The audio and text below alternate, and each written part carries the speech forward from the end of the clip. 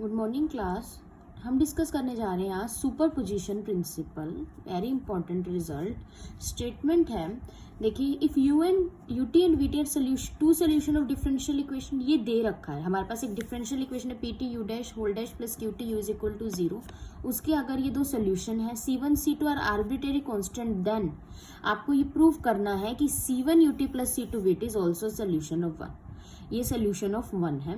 पहले हम ये देख लेते हैं कि ये लेके चलेंगे कि हमें गिवन है यूटी वीटी सोल्यूशन, आपके पास सोल्यूशन है 1 के, और C1 UT plus C2 VT को सोल्यूशन ऑफ 1 प्रूफ करना है। सोल्यूशन ऑफ 1 प्रूफ करने के लिए यानी कि ये पूरी एक तरीके से एक टर्म है, तो यानी कि जब इसमें 1 में u की जगह हम इसको पुट करेंगे C1 UT plus C2 VT को, तो ये इक्वेशन को सेटिस्फाई करना चाहिए। सोल्यूशन कोई भी चीज क्या होता है, जैसे कि आपके पास एक इक्वेशन है x² plus 2 is equal to 0, ठीक है। इसका आपके पास, चलो x ले लो, x plus 2 is equal to 0। इसका क्या सोल्यूशन है, x की वैल्यू -2, यानी कि जब x की वैल्यू -2 इस इक्वेशन में पुट करूंगी तो आपके पास रिजल्ट 0 आना चाहिए, तभी तो ये सोल्यूशन हुआ। ऐसे इसका सोल्यूशन का क्या मतलब है, जब इसकी वैल्यू पुट करें तो ये रिजल्ट 0 आ जाए, ठीक है। तो पहले ये लेके चलते हैं, फिर बाकी का पार्ट समझेंगे। तो आपके पास नाउ कंसिडर करते हैं डिफरेंशियल इक्वेशन 1, और हमें ये प्रूव करना है, we need to prove that C1 UT plus C2 VT is a solution of 1। हमें ये प्रूव करना है कि ये 1 का सोल्यूशन है, ठीक है। 1 का सोल्यूशन है तो हम ये लेके चलते हैं, इक्वेशन ये लेके चलते हैं कि इसको पुट करके चलते हैं इस इक्वेशन 1 में। u की जगह हम इस पूरे को पुट करते हैं, ठीक है। तो देखिए क्या आ जाएगा, u की जगह हमने इस पूरे को पुट किया, ठीक है। इक्वेशन में u डैश था, तो u की जगह पुट किया तो इसका भी आपके पास डैश आएगा, फिर होल डेरिवेटिव फिर प्लस क्यूटी, ठीक है। फिर आपके पास u की जगह हमने ये पुट कर दिया, तो ये आपके पास आ गया। यहाँ तक क्लियर हो गया। उसके बाद देखिए इसका डेरिवेटिव ओपन करेंगे, C1 C2 कांस्टेंट है, ठीक है। u टी वीटी का सिर्फ डेरिवेटिव होगा, यूटी का derivative you dash T, VT का डेरिवेटिव वी डैश टी। यहाँ से क्लियर हो गया। उसके बाद ये आपके पास होल डेरिवेटिव चल रहा है, ठीक है, plus qt last as it is. अब इस होल डेरिवेटिव को कैसे ओपन करेंगे, यू इंटू वी रूल से। ये एक टर्म मान लो, ये पूरा टर्म होल पूरी एक मान लो, तो ये u हो गया, ये पूरा v हो गया। तो ये u इंटू वी रूल क्या कहता है, first function as it is. तो आपके पास क्या होगा, pt एज इट इज होगा, u का डेरिवेटिव होगा। u का डेरिवेटिव क्या होगा, यानी कि इसका derivative C1 C2 again constant है, तो इसका डेरिवेटिव डबल डैश, इसका डेरिवेटिव भी डबल डैश आ जाएगा। फिर ये term as it is, pt का डेरिवेटिव p डैश टी आ जाएगा, last term as it is. फिर हम क्या करेंगे, ब्रैकेट ओपन करेंगे, C1 की टर्म्स अलग कर देंगे, C2 की टर्म्स अलग कर देंगे, C1 C2 की टर्म्स हमने कर देंगे अलग। उसके बाद देखिए आपके पास देखो क्या होगा, C1 की टर्म अलग कर दी, ठीक है, और C2 की टर्म अलग कर दी। अब देखो जैसे कि हम हमेशा कंबाइन करते हैं, u इंटू वी रूल से जैसे हम ओपन करते हैं, ऐसे हम कंबाइन भी कर सकते हैं u इंटू वी रूल से। तो u इंटू वी रूल से कंबाइन कर लिया, तो यहाँ से ये पूरा क्या हो जाएगा, आपके पास क्या होगा, देखो इसको पूरे को फर्स्ट टर्म को कंबाइन करके मैं लिख सकती हूँ pt u dash whole dash. तो इसको जब खोलेंगे क्या आएगा, first term as it is pt u dash का derivative u double dash plus u dash as it is pt का डेरिवेटिव p डैश t। यहाँ तक क्लियर हो गया, यहाँ तक हो गया। उसके बाद ये वाली टर्म एज इट इज देखो यहाँ पर। फिर अब इन दोनों को कंबाइन कर लेंगे, कंबाइन करके देखो ये आ गया pt as it is, v dash का v double dash, p dash t as it is, फिर v dash as it is pt का p डैश टी। इन दोनों को कंबाइन करके अगेन ऐसे आ गया, और वही last term as it is.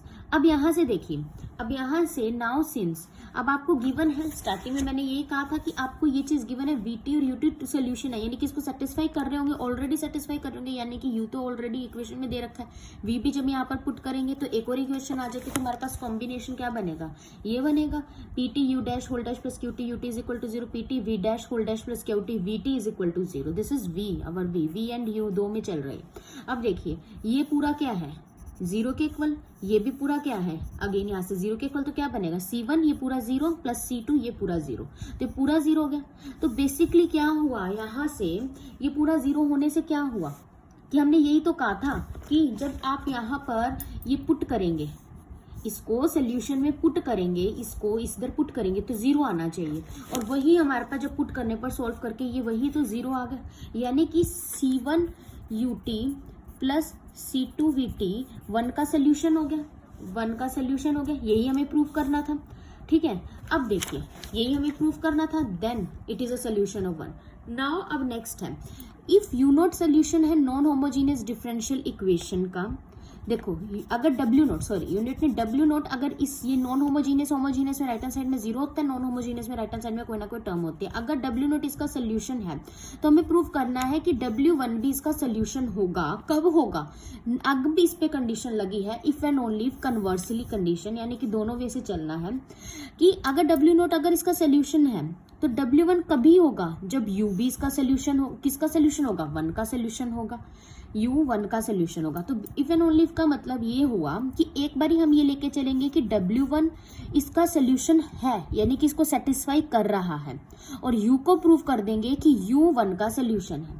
और एक बारी ये लेके चलेंगे कि U1 का सोल्यूशन है और W1 को 2 का सोल्यूशन दिखाएंगे। इफ एंड ओनली कम इस पे कंडीशन लगी है। एक तो हमने हाफ रिजल्ट तो ये किया, पहले ये किया था कि UT-VT को सोल्यूशन लेके चले थे, इसको अभी दिखाया था। अब कहते हैं अगर W नोट है 2 का तो W1 भी 2 का होगा। कभी होगा? सिर्फ जब U जो कि W1 माइनस W नोट के बराबर है, जब वो 1 का सोल्यूशन होगा। और इफ एंड ओनली मतलब दोनों वे से, एक बार W1 का सोल्यूशन लेके चले थे ये 2 का और U को दिखा देंगे, एक बार U को लेके चलेंगे 1 का और W1 को 2 का दिखा देंगे। सो उसके बाद हम यहाँ से क्या करेंगे? यहाँ से तो हमने प्रूव कर दिया फर्स्ट रिजल्ट, ये सोल्यूशन है। अब W1 को सोल्यूशन लेके चलेंगे 2 का, 2 यानी non homogeneous. Non homogeneous equation हमारी किससे गिवन है? इससे गिवन है, यानी कि यहाँ पर W की जगह W1 पुट करेंगे तो क्या बनेगा? PT W1 dash whole dash plus QT W1 is equal to H of T, ये बनेगा। यहाँ से ये देखिए, अब यहाँ तक क्लियर है। और ये भी दे रखा है कि W नोट सोल्यूशन है ऑलरेडी। W नोट तो दे ही रखा है ना कि आपके पास सोल्यूशन है, तो यानी कि यहाँ पर W की जगह W नोट पुट करेंगे। यहाँ तक क्लियर हो गया? W की जगह आप W नोट पुट करेंगे तो आपके पास जब W1 पुट किया इक्वेशन इसे 5 कह लो, W नोट पुट किया इसे इक्वेशन 6 कह लो। अब इक्वेशन 5 और 6 को हम सब्ट्रैक्ट करेंगे आगे फर्दर सॉल्व करने के लिए। तो लेफ्ट हैंड साइड में left hand side subtract, right hand side में राइट हैंड साइड। तो राइट हैंड साइड में same term HT minus HT 0 हो जाएगा, और इधर जब सब्ट्रैक्ट करेंगे PT W1 डैश, ठीक है, minus PT W naught whole dash combine कर लेंगे। ऐसे ऐसे QT की टर्म अलग कर लेंगे, QT कॉमन ले लिया, W1 माइनस W नोट। तो बेसिकली आपके पास इसको कंबाइन कर लेंगे, इधर से दोनों से PT कॉमन ले लेंगे, इधर से दोनों से PT कॉमन लेके क्या बनेगा? W1 minus W naught whole dash तो चल रहा है, ऐसे QT कॉमन ले लिया। तो इसको ये है क्या? ये इसका ये U ही तो है, U W1 minus W note के तो बराबर है। तो ये क्या बन गया एक तरीके से? PT U dash whole dash plus QT U is equal to 0। तो बेसिकली जो ये आपके पास इक्वेशन बनती होमोजीनियस, तो जो U है जो कि W1 माइनस W नोट के बराबर है, ये उसका सोल्यूशन होगा, क्योंकि राइट हैंड साइड में टर्म 0 कुछ और होती तो नॉन होमोजीनियस का सोल्यूशन होता। तो हम ये लेके चले थे कि W1 सोल्यूशन है 2 का, W नोट ऑलरेडी गिवन था, और U को 1 का सोल्यूशन प्रूव कर दिया। ये तो हुआ एक साइड। अब कन्वर्सली में ये लेके चलेंगे कि U 1 का सोल्यूशन है और W1 को 2 यानी नॉन होमोजीनियस का सोल्यूशन कर देंगे। तो हम कन्वर्सली में लेके चलेंगे कि suppose that U already solution है 1 का सोल्यूशन है, यानी इसे सेटिस्फाई करेगा। बिल्कुल स्टेप्स ऐसे कन्वर्स में चलेंगे। अगर U सोल्यूशन है, ठीक है, 1 का, तो इसको सेटिस्फाई करेगा, ये इक्वेशन आएगी। ठीक है, यहाँ तक क्लियर है। फिर उसको अलग अलग सेपरेट कर सकते हैं, फिर वही हमारे पास बिल्कुल कन्वर्स में चलेगा। तो आपके पास देखिए कि ये लेके चलते हैं कि U सोल्यूशन है 1 का, यानी कि होमोजीनियस को सेटिस्फाई कर रहा होगा। वही आप अलग अलग कर सकते हो, PT W1 होल डैश अलग कर लिया, minus PT W naught whole dash अलग कर लिया, और ये QT की टर्म्स भी जैसे वहां पर कंबाइन किया था बिल्कुल ऑलरेडी सेम स्टेप से आप अलग अलग कर लिया यहाँ से। फिर देखो ये वाली W1 वाली टर्म्स अलग कर ली, और माइनस साइन टोटल में कॉमन लेके W नोट वाली टर्म्स अलग कर ली। ठीक है, ये अलग कर ली। और आपको ये तो पता ही है कि W नोट 2 का सोल्यूशन है, W नोट 2 का सोल्यूशन है, तो यहाँ से 2 को सेटिस्फाई करेगा। तो ये पूरा देखिए आप PT W naught dash whole dash plus QT W naught किसके इक्वल है? HT के इक्वल है। इस इक्वेशन B से इस इक्वेशन A मान लो, तो यहाँ पर मैं HT पुट कर देती हूँ, तो यहाँ पर माइनस ऑफ HT आ गया, तो पूरे की जगह क्या आ गया? H of T। तो क्या बना? PT W1 dash whole dash plus QT W1 minus of HT, इस पूरे की जगह HT पुट कर दिया।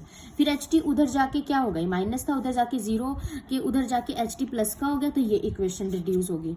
ठीक है, तो इसका मतलब क्या हुआ कि जो W1 है वो सोल्यूशन हो गया नॉन होमोजीनियस यानी 2 का, अगर हम U को सोल्यूशन लेके चले गए यानी होमोजीनियस 1 का, जो कि U W1 minus W note के बराबर।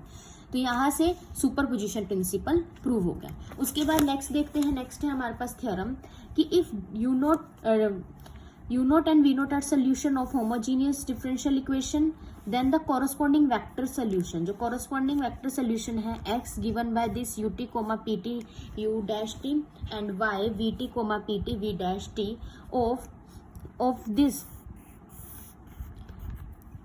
xt, ये क्या है आपके पास फॉर्म है, किस फॉर्म है ये matrix form x dash is equal to ATX two are linear independent and every value of t। देखो आपको प्रूफ क्या करना है कि आपके पास ये दे रखे हैं सोल्यूशन, इसका जो कॉरस्पॉन्डिंग वेक्टर है x एंड y, इसके जो कॉरस्पॉन्डिंग वेक्टर है इस मैट्रिक्स इक्वेशन के प्रूफ करना है, ये प्रूफ ये करोगे कि ये लीनियर इंडिपेंडेंट है at every value of t की हर वैल्यू के लिए, ठीक है। आपके पास लीनियर इंडिपेंडेंट x और y को li प्रूफ करना है, ये इफ एंड ओनली इफ का वही इफ एंड ओनली इफ का साइन आ गया, if and only if ut and vt are linear independent. कब? जब ut और vt लीनियर, तो basically if and only if से दोनों वे से चलना है। एक बारी आप ut vt को लीनियर इंडिपेंडेंट लेके चलोगे और x और y को लीनियर इंडिपेंडेंट प्रूफ कर दोगे, एक बारी आप x और y को लीनियर इंडिपेंडेंट लेके चलोगे ut और vt को कर दोगे, और ये आपको सोल्यूशन दे रखे हैं तो इसका मतलब इसको सेटिस्फाई करेंगे। सो लेट करते हैं, पहले ये लेके चलते हैं कि ut vt लीनियर इंडिपेंडेंट है। According to definition of linear independent vectors, दो कांस्टेंट एग्जिस्ट करते हैं, there exist constant c1 c2 such that जब वो इनके लीनियर कॉम्बिनेशन में लिखे जाएंगे तो लीनियर कॉम्बिनेशन 0 के इक्वल होगा, और अगर ut vt लीनियर इंडिपेंडेंट है तो जो ये कांस्टेंट है c1 c2 ये ऑल आर्बिट्रेरी कांस्टेंट्स आर 0। अगर एक भी नॉन जीरो होता है तो लीनियरली डिपेंडेंट हो जाते हैं, तो ये आर्बिट्रेरी कांस्टेंट 0 के इक्वल होंगे। अब देखिए यहां से फर्दर आपके पास क्या है, इसको थर्ड को डिफरेंशिएट कर दो both side, c1 as it is रहेगा u dash, c2 as it is v dash, ठीक है। और जो t है क्लोज्ड इंटरवल j से बिलोंग कर रहा है, दोनों साइड आप pt से मल्टीप्लाई कर दो तो c1 pt u dash t plus c2 pt v dash t is equal to 0 से मल्टीप्लाई करोगे 0 रहेगा। pt नॉन जीरो है, याद रखना अगर pt 0 होगा तो पूरा 0 हो जाएगा, इसलिए pt पे कंडीशन है कि pt should be non zero. अब ये देखिए इसे इक्वेशन नंबर 4 कह दिया, ये हमारे पास इक्वेशन नंबर 3 थी, इनका हमने क्या बना लिया है, इसको हमने मैट्रिक्स फॉर्म में लिख दिया है, ठीक है। तो यहाँ से देखिए c1 कॉमन आ गया, एक बारी ut आएगा, एक बारी pt u डैश t, इसके दो कोफिशिएंट है, इसके vt pt v dash t है, इज इक्वल टू में राइट हैंड साइड में 0 0 चल रहा है, इस पूरे को x ले लेंगे, इस पूरे को y ले लेंगे, तो हमारे पास इक्वेशन क्या बन जाएगी, c1 into x plus c2 into y is equal to 0, ये इक्वेशन बन जाएगी, ठीक है। यहाँ से ये इक्वेशन बन गई। तो उसके बाद हमारे पास क्या होगा कि ये देखिए c1 into x plus c2 is equal to y for all t belong to the close interval j, जहाँ पर x और y ये अभी हमने डिस्कस किया था। और अब यहाँ से सिंस देखिए यहाँ से जब हम लेके चले थे कि ut और vt लीनियर इंडिपेंडेंट है तो c1 c2 0 आ गए थे, तो जब हम यहाँ पर भी c1 c2 यूज हो रहे हैं तो c1 c2 0 आने का मतलब क्या है, देखिए ये कॉम्बिनेशन में जब भी ऐसे होता है ना दो वेक्टर x और y, वो लीनियर कॉम्बिनेशन इस तरीके से लिखे जा रहे हैं सो दैट लीनियर कॉम्बिनेशन 0 है, अगर उनके जो कांस्टेंट है वो भी 0 आ जाते हैं तो इसका मतलब x और y लीनियर इंडिपेंडेंट हो गए, which implies x and y are li, इसका मतलब लीनियरली इंडिपेंडेंट हो गए एक्स में, यही प्रूफ करना था। ये देखो स्टार्टिंग में फैन ओनली में ut vt को लीनियर इंडिपेंडेंट लेके चले थे और x और y को लीनियर इंडिपेंडेंट प्रूफ कर दिया। अब उल्टा चलते हैं, x और y को लीनियर इंडिपेंडेंट लेके चलते हैं, ut vt को प्रूफ करना है, तो इसके लिए ऐसे ही कन्वर्सली में सेम स्टेप्स चलेंगे। कन्वर्सली में अगर x और y लीनियर इंडिपेंडेंट है, ठीक है, लीनियर इंडिपेंडेंट सोल्यूशन है 2 पे, 2 हमारे पास क्या है, ये x dash is equal to 80 into X, इसके linear independent obviously linear independent की डेफिनेशन से देयर एग्जिस्ट, ठीक है, by definition of linear independent क्या कहते हैं, there exist constant c1 c2 such that combination 0 है। x y की वैल्यू पुट कर दो, यहाँ से x इस पूरे को सोल्यूशन को x लिया था, इसको y लिया था, यहाँ पे वैल्यू पुट कर दो तो ये इस फॉर्म में मैट्रिक्स फॉर्म में आ जाएगा। अब जैसे कि यहाँ पर देखिए, यहाँ पर जैसे कि इसको ऐसे फॉर्म में कंबाइन किया था, ऐसे हमने अलग अलग कर दिया, इक्वेशन एक ये होगी एक ये होगी, तो अलग अलग कर दिया यहाँ से, ठीक है। अब यहाँ से देखिए अलग अलग करने के बाद क्या हुआ, इसको अलग अलग कर दिया, ये पूरा हमारे पास सेट 5 बन गया, इसे 5 नाम दे दो, ये आपके पास सेट 5 बन गया, ठीक है। तो यहाँ से देखिए अब आपके पास नाउ यहाँ से क्योंकि एक्स वाई लीनियर इंडिपेंडेंट है which implies c1 is equal to c2 0, since ये li है, li होने की वजह से c1 c2 क्या है, c1 c2 क्या है हमारे पास 0 है, ठीक है। अब यहाँ से देखिए जब आपके पास पार्ट 5 से जब यहाँ से देखिए c1 c2 0 हो गए, ये इस इक्वेशन को उठाएं, अब c1 c2 0 है, नाउ फ्रॉम फिफ्थ, ये जो पार्ट 1 है, फिफ्थ का पार्ट 1 है, ठीक है। इससे देखिए जब C1 C2 0 है तो इसका मतलब UVT लीनियर इसको कॉम्बिनेशन लिखे जा रहे हैं सच दैट कांस्टेंट 0 है, तो इसका मतलब UT and VT linear independent solution है। ये प्रूव करना था कि XY लीनियर इंडिपेंडेंट है, UT VT को कर दिया था, ये हमारा कन्वर्सली पार्ट है। हैंस आपके पास ये थ्योरम प्रूव होगा। उसके बाद लैग्रेंजेस आइडेंटिटी है, वेरी इंपॉर्टेंट आइडेंटिटी, इसका रिजल्ट बहुत यूज होता है, तो इसको जो इसकी स्टेटमेंट है आप लोगों को याद रखनी है। तो आपके पास क्या रहता है, लैग्रेंजेस आइडेंटिटी क्या कहती है, let f and g be two continuous function, दो फंक्शंस हैं जो कि किसी एक इंटरवल जे पे डिफाइंड है। देन आपको ये प्रूव करना है p u v dash minus you dash we whole dash is equal to g you minus F of we, ये प्रूव करना है। F and g are two continuous functions defined on some interval j, then you have to prove this condition, आपको ये condition prove करना। In order to prove this, अब आपको prove करने के लिए इस आइडेंटिटी को हमने दो कंसीडर करनी पड़ेगी non homogeneous linear differential equation. दो non homogeneous differential equation P you dash whole dash plus Q of U is equal to F और एक वी डैश में, और उसको अनदर फंक्शन जी के इक्वल लेना होगा जहां पर एफ और जी टू कंटिन्यूस फंक्शन है। ये याद रखना है, अपने स्टेप मल्टीप्लाई करना है इक्वेशन 1 को किससे करना है, वी से, और इक्वेशन 2 को यू से, उल्टा करना है। ये यू की इक्वेशन है वी से करना है, और ये आपके पास वी की इक्वेशन है इसको यू से करना है, ठीक है। और मल्टीप्लाई करके फिर सब्ट्रैक्ट कर देना है, 2 में से 1 को सब्ट्रैक्ट कर देना है, ठीक है। पहले मल्टीप्लाई करना है, देखो मल्टीप्लाई करके ये क्या आ जाएगा, U P V dash plus Q U V, ठीक है, माइनस ऑफ, इसको माइनस करेंगे, minus of U V P you dash whole dash चल रहा था as it is, minus of Q U V is equal to F of V is equal to में क्या चलेगा, G you minus of F of V. तो ये term same रहेगी, देखिए यहाँ से बाकी टर्म्स अलग होगी, सिर्फ ये टर्म सेम रहेगी जो कि कैंसिल हो जाएगी। उसके बाद ये एज इट इज, ये एज इट इज, ये एज इट इज, ठीक है। नाउ अब आपके पास देखिए क्या आएगा, अब वही जैसे मैं पहले तरह बताती आई हूँ, यहाँ से यू ऑफ, ये टर्म कैंसिल हो जाएगी, उसके बाद क्या बचेगा, ये और ये बचेगा, ठीक है। यहाँ तक क्लियर हो गया।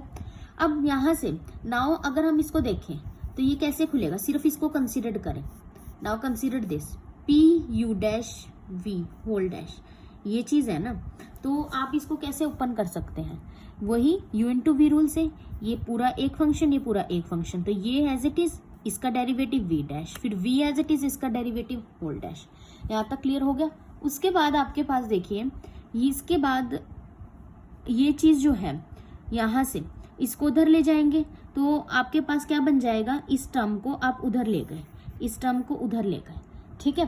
तो आपके पास ये जो है अकेला बच जाएगा, ये इधर अकेला बच गया, क्या आ गया, p you dash we whole dash minus p you dash v dash, ये अकेला बच गया। तो बेसिकली मुझे इसकी वैल्यू मिल गई p you dash whole dash v की, ये वैल्यू मिल गई, मेरे को यहाँ चाहिए थी ना वैल्यू, इसलिए मैंने निकाली।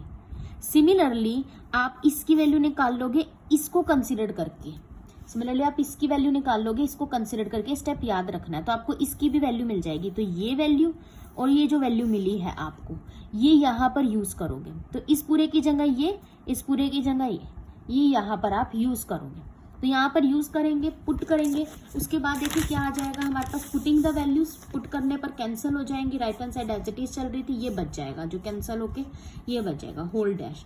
तो इसको आप कैसे लिख सकते हो, दोनों से आप एक तरीके से देखो तो P कॉमन ले लिया, v dash you minus you dash we whole dash अभी चल रहा है, मतलब पूरा होल डैश है। देखो आप इसको क्या कर सकते हो, इसका यहाँ पे बताते हैं स्टेप, आपके पास P v dash you minus P u dash we whole dash combine कर लिया, फिर इनसे P कॉमन ले लिया, P कॉमन लेने पे क्या आ गया, v dash you minus you dash v, ये आ गया, इज इक्वल टू में राइट हैंड साइड में चल रहा था, ठीक है। तो बेसिकली लैग्रेंजेस आइडेंटिटी में क्या किया हमने, हमारे पास दो कंटिन्यूस फंक्शंस थे, किसी इंटरवल जे पे डिफाइंड थे, हमें ये प्रूव करना था कि ये इक्वल होगा, ठीक है। उसके लिए हम कंसिडर ही करके चले थे non homogeneous linear differential equation अलग अलग, ठीक है। इस तरीके से इसको v से मल्टीप्लाई किया, u से मल्टीप्लाई किया, मल्टीप्लाई करने पर 2 - 1 करके कैंसिल होके ये आ गया। फिर हमने कंसिडर किया, ये वाला स्टेप याद रखना है कि क्यों कंसिडर किया, इसकी वैल्यू निकालने के लिए, और हम ये कंसिडर करेंगे इसकी वैल्यू, जो ये वैल्यूज निकालनी है यहाँ पर पुट करके, जो इक्वेशन 3 में वहां से जो वैल्यूज आई है कैंसिल करके आपके पास ये आ गया, फिर कंबाइन करके होल डेरिवेटिव p कॉमन लेके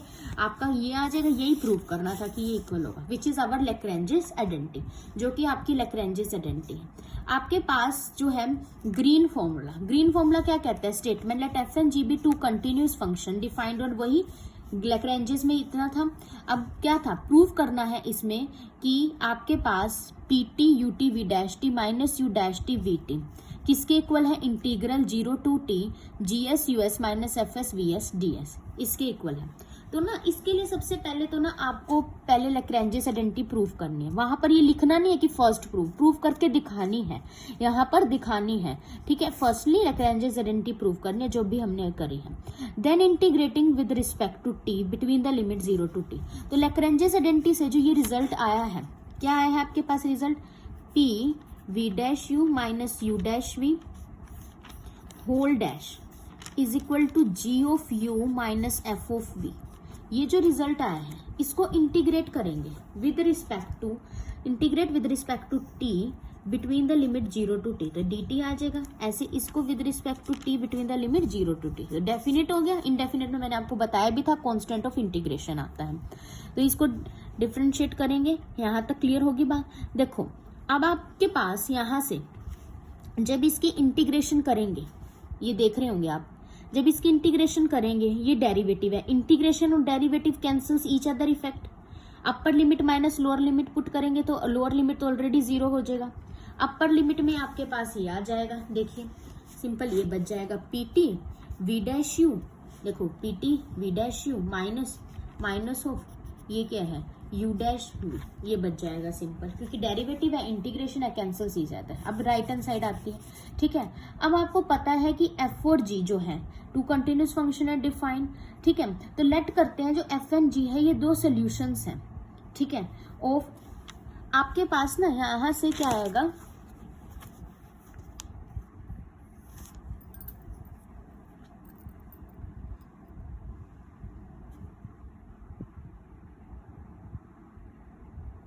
सो स्टूडेंट्स फिर अब आपके पास यहाँ से इंटीग्रेशन किया, ये differentiation all derivative integral cancel कर दिया, तो इतना बचेगा जो प्रूव करना है। राइट हैंड साइड में आपके पास ऑलरेडी ये चीज बची हुई है, ठीक है। तो अब आपका यही होमवर्क रहेगा। अब यहाँ से जैसे एस आ रहा है, हमने यहाँ टी लिया, तो आपका ये होमवर्क रहेगा कि आपने ये चीज बतानी है एक तो होमवर्क में कि यहाँ से ये कैसे चेंज हुआ, चेंज ऑफ वेरिएबल कैसे हुआ, बाय विच प्रॉपर्टी हमने इसको वेरिएबल को चेंज किया फर्स्टली। सेकेंडली आपने ग्रीन फॉर्मूला कंप्लीट सॉल्व करके आना है। यहाँ तो सिर्फ ये लिख देना लैग्रेंज आइडेंटिटी, आपने लैग्रेंज आइडेंटिटी पहले सॉल्व करनी है, फिर उसके बाद ये स्टेप करना है, फिर चेंज ऑफ वेरिएबल की प्रॉपर्टी जो लगी है उसको अप्लाई करके फिर ये कंप्लीट रिजल्ट आपने शो करके बताना है। So students this is our homework, thank you.